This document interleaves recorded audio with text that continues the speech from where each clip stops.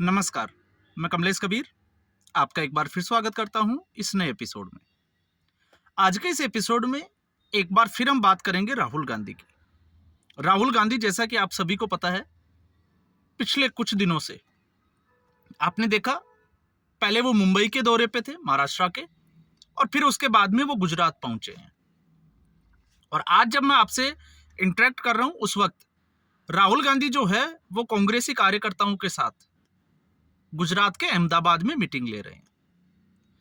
अब ऐसी स्थिति में राहुल गांधी का महाराष्ट्र का दौरा और फिर उसके बाद गुजरात का दौरा, और उसके ऊपर राजनीतिक विश्लेषकों का जो आकलन सामने आ रहा है, अब उसमें जो है वो चीजें कुछ निकल के आ रही है।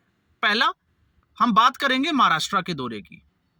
तो जिस तरीके से राहुल गांधी ने महाराष्ट्र का दौरा किया, धारावी का, मुंबई की धारावी जो बस्ती है उसका, अलग अलग जगह पे अलग अलग लोगों से वो उनकी मुलाकात हुई।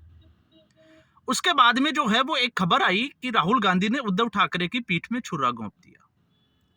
अब मायने जो है वो स्पष्ट है, इसका साफ तौर से जो संकेत है वो जाता है बीएमसी के चुनाव की तरफ। अब बीएमसी के चुनाव, जहां कांग्रेस पार्टी को जिंदा रखने के लिए और उद्धव ठाकरे के लिए अपनी साख बचाने की चुनौती बना हुआ है। अब उद्धव ठाकरे की साख कैसे? उद्धव ठाकरे पिछले 25 साल से बीएमसी में लगातार जो है वो कब्जा जमाए हुए हैं। अब कोई पार्टी अगर 20 से 25 साल में बीएमसी में कब्जा, और बीएमसी का जो बजट है, आपने देखा भारत के कई राज्यों से भी उसका ज्यादा बजट है, तो ऐसी स्थिति में उद्धव ठाकरे की पार्टी गई, जिस तरीके से 2019 में कांग्रेस पार्टी के साथ गठबंधन किया, शरद पवार के साथ गठबंधन किया, उस चक्कर में उद्धव ठाकरे की पार्टी टूटी, सिंबल चला गया, असली शिवसेना का जो है वो नाम चला गया, टैग चला गया, और उसके बाद में इस बार जो चुनाव हुए विधानसभा के, उसमें जबरदस्त तरीके से अगर हम कहें तो उद्धव ठाकरे को हार का सामना देखना पड़ा। और उसके बाद में भी जो है वो सिलसिला रुका नहीं, एक के बाद एक जो है वो कई नेता शिवसेना उद्धव ठाकरे को छोड़कर दूसरी पार्टियों की तरफ जाते हुए दिखाई दे रहे हैं, या हम कहें कि एकनाथ शिंदे के साथ जुड़ते हुए दिखाई दे रहे हैं। तो बीएमसी में उद्धव ठाकरे के सामने चुनौती यह है कि किसी भी तरीके से वो अपनी और बालासाहब ठाकरे की जो साख है उसको किस तरीके से बचाए। इसलिए सभी पार्टियों को ये लगता है कि धारावी में अगर वो दलित वोटर को अपने साथ करने में कामयाब हो जाते हैं तो शायद उनको जीत हासिल हो जाएगी। अब ऐसी स्थिति में सवाल ये इसलिए उठता है कि क्योंकि राहुल गांधी भी उसी धारावी में जो है वो एक्टिव होते हुए दिखाई दिए, वहीं से राजनीति। तो क्या राहुल गांधी भी बीएमसी के चुनाव की? तो यहां से साफ तौर से संकेत है कि बीएमसी के चुनावों के लिए ही राहुल गांधी ने यह रणनीति बनाई है। तो अब इससे एक चीज जो साफ तौर से दिखाई देती है वो ये दिखाई देती है कि बीएमसी के चुनाव में महाविकास आघाड़ी जो है वो साथ मिलकर चुनाव नहीं लड़ेगी, जिसका हम पहले ही जो है वो वीडियो बना चुके हैं। इसके बारे में हम पहले भी बात कर चुके हैं। उद्धव ठाकरे वो अकेले चुनाव लड़ेंगे, कांग्रेस पार्टी भी अकेले चुनाव लड़ेगी, और इसलिए ये जो है वो अपने तर्कस में जो भी तीर कमान है उनको जो है वो इस्तेमाल करने की पूरी कोशिश की जा रही है। फिर उसके बाद में हम आते हैं गुजरात। अब जब गुजरात की बात बड़ी इंपॉर्टेंट हो जाती है, और क्यों? पहले हम समझते हैं कि कांग्रेस पार्टी के लिए गुजरात इतना महत्वपूर्ण क्यों है। तो वो इसलिए महत्वपूर्ण है क्योंकि गुजरात में भारतीय जनता पार्टी पिछले लगभग 30 साल से कब्जा जमाए हुए हैं एक तरफ। तो हर बार जो है वो ये आप सोच सकते हैं कि हर 5 साल के बाद में जब कार्यकाल पूरा होता है तो एंटी इनकम्बेंसी बढ़ती चली जाती है। तो कांग्रेस पार्टी को लगता है कि अगर गठबंधन को हमें संकेत देना है, इंडिया अलायंस में अपने आप को मजबूत दिखाना है, तो गुजरात में मजबूत होना पड़ेगा। और आप मान के चलिए ये अभी की तैयारी नहीं है। अभी की तैयारी मैं इसलिए कह रहा हूं क्योंकि आने वाला चुनाव बिहार में है। अभी जो जब हम गुजरात की बात करते हैं तो गुजरात में जो चुनाव है वो 2027 में लगभग 2 साल बाद में है। दो ही क्या, आप मान के चलिए 2.5 साल से ज्यादा का समय पड़ा है। तो ऐसी स्थिति में गुजरात क्यों? इसको बड़ा इंपॉर्टेंस होता है क्योंकि उससे पहले कई राज्यों में चुनाव आ जाएगा। तो गुजरात इसलिए क्योंकि कांग्रेस पार्टी को कार्यकर्ताओं को एक मैसेज देना कि राहुल गांधी जो है वो अब इस बार जो बदलाव की राजनीति है वो गुजरात से शुरू कर रहे हैं। प्रभारी 8 राज्यों के चेंज किए हैं। हो सकता है गुजरात कांग्रेस में भी बड़ा फेरबदल देखने को मिले, और उसकी वजह यही है क्योंकि गुजरात एक अकेला राज्य ऐसा है जहां पे कांग्रेस पार्टी अगर अपने आप को मजबूत करती है तो वो ये सोच सकती है कि वो भारतीय जनता पार्टी को हरा सकती है। हाल ही में हरियाणा में हार का सामना देखना पड़ा, महाराष्ट्र में हार का सामना देखना पड़ा और दिल्ली में भी हार का सामना। अब दिल्ली का चुनाव अभी जो है वो बिल्कुल पास में था, ज्यादा समय हुआ नहीं है, लगभग 1-1.5 महीना ही हुआ है। तो ऐसी स्थिति में इसलिए इंपॉर्टेंट हो जाता है क्योंकि दिल्ली में आम आदमी पार्टी की सरकार जो है वो सत्ता से बाहर हुई है। और आम आदमी पार्टी एक ऐसी पार्टी है जो दूसरे राज्यों में कांग्रेस पार्टी को डेंट कर रही है। आप कह सकते हो, एक यहां पे सवाल खड़ा हो जाता है कि कांग्रेस पार्टी में को इस वक्त बिहार पे ध्यान देना चाहिए, अचानक से गुजरात बीच में कहां से आ गया। तो बिहार में कांग्रेस पार्टी का गठबंधन है आरजेडी के साथ, तो आरजेडी से कांग्रेस पार्टी को ज्यादा खतरा नहीं है। अब आप सोचोगे कि कैसे नहीं है, क्योंकि गठबंधन में कांग्रेस पार्टी को सभी सीटों पे लड़ना चाहिए।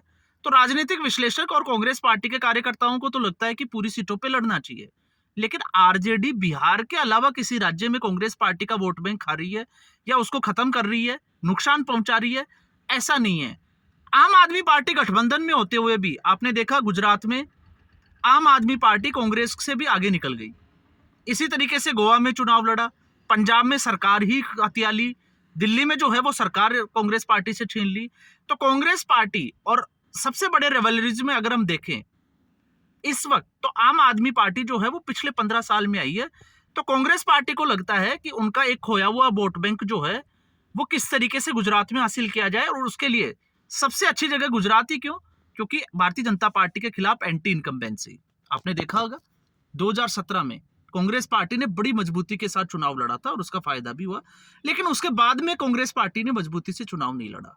तो कांग्रेस पार्टी ये प्रयास करेगी अपनी जमीन ढूंढने का गुजरात में। दूसरा, कांग्रेस पार्टी की सबसे बड़ी कमी जो हर बार जो है वो आप देखोगे प्रधानमंत्री नरेंद्र मोदी और राहुल गांधी में जो एक फर्क महसूस होता है, और फर्क ये है, और इस वक्त गुजरात इसलिए भी जरूरी हो जाता है। मैं इसमें एक बात और ऐड ऑन कर देना चाहता हूं, क्योंकि इस वक्त जब वनतारा होकर प्रधानमंत्री आए हैं तो प्रधानमंत्री का भी आज जो है वो गुजरात का दौरा है। तो राहुल गांधी और नरेंद्र मोदी दोनों ही जो है वो गुजरात दौरे पे हैं, इसलिए भी ये बड़ा खास हो जाता है।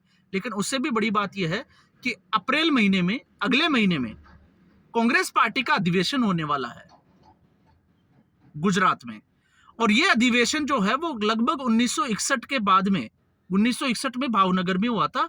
उसके बाद लगभग 60 साल में जो है 60-65 साल से गुजरात में कोई अधिवेशन हुआ ही नहीं। तो उसके बाद में ये अधिवेशन होगा। कह सकते हैं कि कांग्रेस का बड़ा एक, जिसको कहें कि प्रोग्राम, फंक्शन, आप कुछ भी नाम ले सकते हैं, वो गुजरात में इतने समय के बाद में होगा, जो कि नहीं होना चाहिए था। तो इसलिए भी ये बड़ा इंपॉर्टेंट हो जाता है, और इंपॉर्टेंट इसलिए भी हो जाता है क्योंकि भारतीय जनता पार्टी को हरा सकती है, क्योंकि गुजरात का मॉडल दिया था प्रधानमंत्री नरेंद्र मोदी ने, और प्रधानमंत्री नरेंद्र मोदी जो है वो दिल्ली आ गए, और उसके बाद में भी कांग्रेस पार्टी सिर्फ 2017 को आप छोड़ दें तो उतनी मजबूत नहीं हुई। और अब जिस तरीके से, क्योंकि 30 साल की एंटी इनकम्बेंसी है, तो जाहिर सी बात है कुछ तबका भारतीय जनता पार्टी से नाराज है, तो राहुल गांधी को यह लगता है कि उसको अपनी ओर शामिल किया जा सकता है। साथ में आम आदमी पार्टी दिल्ली से सत्ता से बाहर हुई है, तो कैसे अब दूसरे राज्यों में आम आदमी पार्टी को कमजोर किया जाए, इसलिए कांग्रेस पार्टी इस वक्त एक्टिव हुई है। और इसके साथ में एक बात और आप देखिए कि राहुल गांधी के साथ साथ केसी वेणुगोपाल ने भी यहां पर जो है वो लगातार दौरे किए हैं पिछले कुछ दिनों से, 10 दिनों की अगर हम बात करें तो केसी वेणुगोपाल 2 बार गुजरात का दौरा कर चुके हैं। अब केसी वेणुगोपाल के ऊपर सवाल जरूर खड़े होते हैं, क्योंकि जब कांग्रेस पार्टी में सर्जरी चल रही है तो फिर सवाल यही खड़ा हो जाता है कि केसी वेणुगोपाल को आखिर कांग्रेस पार्टी से कब बाहर किया जाएगा, या उसके ऊपर एक्शन क्यों नहीं लिया जाता, और आखिर केसी वेणुगोपाल जो है वो किस तरीके की राजनीति करते हैं, ये भी बड़ा इंपॉर्टेंट हो जाता है। आपने देखा केसी वेणुगोपाल राहुल गांधी के बिल्कुल करीबी माने जाते हैं, इसीलिए केरल विवाद शुरू हुआ और फिर कर्नाटका विवाद। तो कर्नाटका का जो विवाद था उसमें आप देखिए ग्रुपिंग की अगर हम बात करते हैं तो कांग्रेस पार्टी में आज भी गुटबाजी की वजह से जो है वो बहुत पीछे जा रही है। केसी वेणुगोपाल सिद्धारमैया ग्रुप से हैं, और उधर आपने देखा कि जिस तरीके से कर्नाटका में रणदीप सुरजेवाला जो है वो डीके शिव कुमार ग्रुप से हैं, और रणदीप सुरजेवाला वहां के प्रभारी है। अब ऐसी स्थिति में केसी वेणुगोपाल चाहते हैं कि रणदीप सुरजेवाला को वहां से फ्री करके और हरियाणा में ला दिया जाए, क्योंकि हरियाणा में विधानसभा का दूसरा सत्र शुरू होने वाला है। लेकिन कांग्रेस पार्टी अभी भी नेता प्रतिपक्ष का पद जो है उसका फाइनल नहीं हुआ है, क्योंकि उसमें भूपेंद्र हुड्डा ने टांग अड़ा रखी है। और भूपेंद्र हुड्डा वही व्यक्ति है जिसने ये कहा था कि वो आखिरी चुनाव है, क्योंकि उनको लग रहा था कि शायद इस वजह से वो मुख्यमंत्री बन जाएंगे, लेकिन हरियाणा में कांग्रेस पार्टी को हार का सामना देखना पड़ा। अब ऐसी स्थिति में नेता प्रतिपक्ष का पद बचता है और इसके लिए भूपेंद्र सिंह हुड्डा जो है वो लगातार इसमें आपने देखा होगा कि कुल्ले जमाए बैठे, हम ऐसे कह सकते हैं। अब रणदीप सुरजेवाला अगर हरियाणा में आ जाते हैं तो उससे क्या होगा, तो उससे ये होगा कि रणदीप सुरजेवाला और भूपेंद्र हुड्डा ये दोनों अलग अलग गुट से हैं। आपको ये जो है वो कहानी हम किसी एक पूरा एक वीडियो बनाएंगे कि हरियाणा में आखिर कांग्रेस पार्टी में चल क्या रहा है और कांग्रेस पार्टी में अभी तक जो है वो चीजें ठीक क्यों नहीं हुई। फैक्ट फाइंडिंग कमेटी की रिपोर्ट आने के बाद में भी सब कुछ ठीक क्यों नहीं हो रहा, उसके पीछे क्या कारण है और उसके लिए जिम्मेदार कौन है। तो कांग्रेस पार्टी की अगर आप स्थिति को देखोगे तो कांग्रेस पार्टी में सबसे बड़ा अगर कोई जिम्मेदार है तो वो है केसी वेणुगोपाल। लेकिन फिर भी हम कहेंगे कि केसी वेणुगोपाल, अब जब बात आती है राहुल गांधी की, तो क्या राहुल गांधी में इतनी समझ नहीं है कि उनकी पार्टी में चल क्या रहा है। क्योंकि कहने को तो आप जो है वो किसी के ऊपर भी एक्शन ले सकते हो, लेकिन आपके आसपास के जो लोग हैं जो आप तक लोगों को पहुंच नहीं पा दूसरे लोगों को आप तक पहुंचने नहीं देते हैं, वो आपको किस तरीके से चलाते हैं और आप उनके हिसाब से चलते हैं, तो फिर कमजोरी जो है वो आपकी निकल कर आएगी। और यही एक वजह है, लगातार कांग्रेस पार्टी में राहुल गांधी की स्थिति जो है वो बनी हुई है, एक के बाद एक हार का सामना देखना पड़ता है। तो यहां पर जब हम बात करते हैं गुजरात की, तो गुजरात में भी फिर वही चीजें जो है वो निकल कर आती है। तो गुजरात में ही नहीं, प्रॉब्लम जो है वो दूसरे स्टेट में भी कांग्रेस पार्टी की यही है कि संगठन के स्तर पर कांग्रेस पार्टी अपने आप को अभी तक मजबूत नहीं कर पा रही। अब सवाल यह है कि 2.5 से 3 साल अभी चुनाव के पड़े हैं और उससे पहले राहुल गांधी जो है वो एक्टिव तो हुए हैं, तो क्या ये सिलसिला 2027 तक, या हम कहें कि भारतीय जनता पार्टी जिस तरीके से काम करती है, क्या राहुल गांधी उसी तरीके से करेंगे? इस पे जो है वो सवाल और शंका दोनों बनी रहती है। क्योंकि कांग्रेस पार्टी का इतिहास है, जोश में आकर शुरुआत करती है, लेकिन उसके बाद में धरातल से जो है वो नदारद मिलती है। और इसका जीता जागता सबूत और बिल्कुल ताजा उदाहरण जो है वो दिल्ली का विधानसभा चुनाव। जिस तरीके से विधानसभा चुनाव में उतरी, अरविंद केजरीवाल के ऊपर अटैक किया, देशद्रोह तक का तबका दे दिया, और उसके बाद में कांग्रेस पार्टी लगा कि कुछ करेगी, अच्छी फाइट करेगी, लेकिन उसके बाद में 12 दिन तक राहुल गांधी कहीं नजर नहीं आए, कांग्रेस पार्टी का कोई बड़ा नेता ग्राउंड पे नजर नहीं आए। सिर्फ जिन नेताओं को टिकट दिया गया था, अलका लांबा, संदीप दीक्षित और रागिनी नायक, ये अपने अपने स्तर पर जो है वो लड़ाई लड़ते हुए नजर आए। इसके अलावा कांग्रेस पार्टी कहां थी किसी को नहीं पता। आखिरी में जाके सिर्फ अपने मतदाताओं और कार्यकर्ताओं को खुश करने के लिए 4-5 दिन की जो कैंपेनिंग की, उसके अलावा कांग्रेस पार्टी कहीं नहीं थी। तो कांग्रेस पार्टी के लिए अभी भी जितने भी जो राजनीतिक विश्लेषक है वो इन्हीं सवालों का जवाब ढूंढ रहे हैं कि आखिर कांग्रेस पार्टी अपनी परिपाटी को कब बदलेगी। तो आज के एपिसोड में बस इतना ही। उम्मीद करूंगा वीडियो एपिसोड आपको पसंद आया होगा। वीडियो को लाइक करें, शेयर करें, चैनल जरूर सब्सक्राइब करें। धन्यवाद।